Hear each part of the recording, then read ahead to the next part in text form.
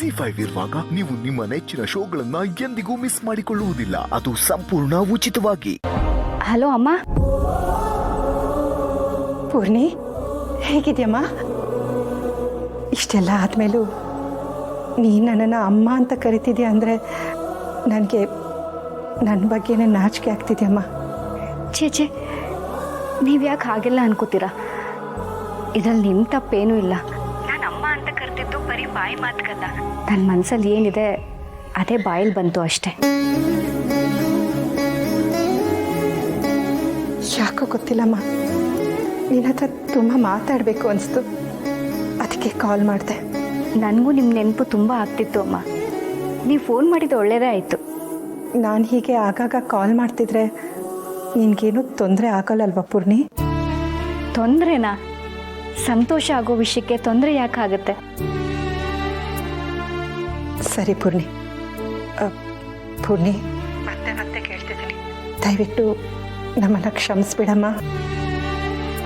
ನೀನು ಯಾವಾಗಲೂ ನಗ್ನಗ್ತಾ ಇರಬೇಕು, ಸಂತೋಷವಾಗಿ ನೆಮ್ಮದಿಯಾಗಿ ಬಾಳಬೇಕು ಅನ್ನೋದೇ ನನಗಿರೋ ಆಸೆ.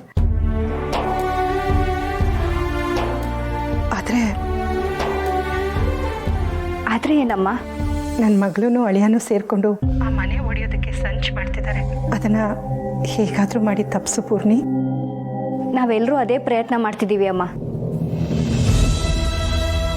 ಯೋಚನೆ ಮಾಡಬೇಡಿ, ಎಲ್ಲ ಒಳ್ಳೇದಾಗತ್ತೆ.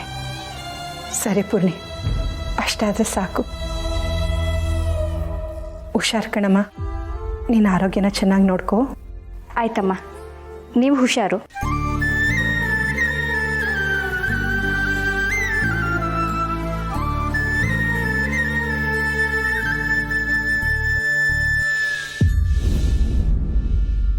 ಅಮ್ಮ, ನೀವು ಯಾವಾಗ ಬಂದ್ರಿ? ನೀನು ಫೋನಲ್ಲಿ ಮಾತಾಡ್ತಾ ಇದೆಯಲ್ಲ, ಆಗಲೇ ಬಂದೆ. ವನಜಾ ಅಮ್ಮ ಫೋನ್ ಮಾಡಿದ್ರು.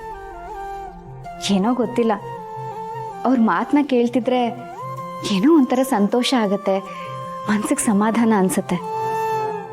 ನಿಜಾನೋ ಸುಳ್ಳು, ಅವ್ರು ನಿನ್ನ ತಾಯಿ ಅನ್ನೋ ವಿಷಯ ಕೇಳಿದಾಗ ದೇವ್ರು ಅದನ್ನು ನಿಜ ಮಾಡಬಾರ್ದಾಗಿತ್ತ ಅಂತ ನಂಗೆ ಅನಿಸಿತ್ತು ಪೂರ್ಣಿ. ಅವ್ರು ನಿನ್ನ ಮೇಲೆ ಇಟ್ಟಿರೋ ಪ್ರೀತಿ, ಅವ್ರು ನಿನ್ನ ನೋಡ್ಕೊಳ್ಳೋ ರೀತಿ, ಅದನ್ನೆಲ್ಲ ನೋಡ್ತಿದ್ದಾಗ ನೀವಿಬ್ಬರು ಅಮ್ಮ ಮಗಳೇ ಆಗಿರಬಾರ್ದಾಗಿತ್ತ ಅಂತ ನಂಗೆ ಅನಿಸುತ್ತೆ. ಅಮ್ಮ, ಇನ್ಮೇಲೆ ನಾನು ಆ ರೀತಿ ಯೋಚನೆ ಮಾಡೋದನ್ನೇ ಬಿಟ್ಬಿಡ್ಬೇಕು ಅಂದ್ಕೊಂಡಿದ್ದೀನಿ. ಕನಸು ಕಾಣೋದು ಕಮ್ಮಿ ಮಾಡಿದ್ರೆ ಕಣ್ಣಲ್ಲಿ ನೀರು ಬರೋದು ಕಮ್ಮಿ ಆಗ್ಬೋದೇನೋ ಅಂತ. ಈಗಲೂ ನನ್ನ ಮುದ್ದು ಅಮ್ಮ ನೀವಿದ್ದೀರಲ್ಲ, ನನಗಷ್ಟು ಸಾಕು.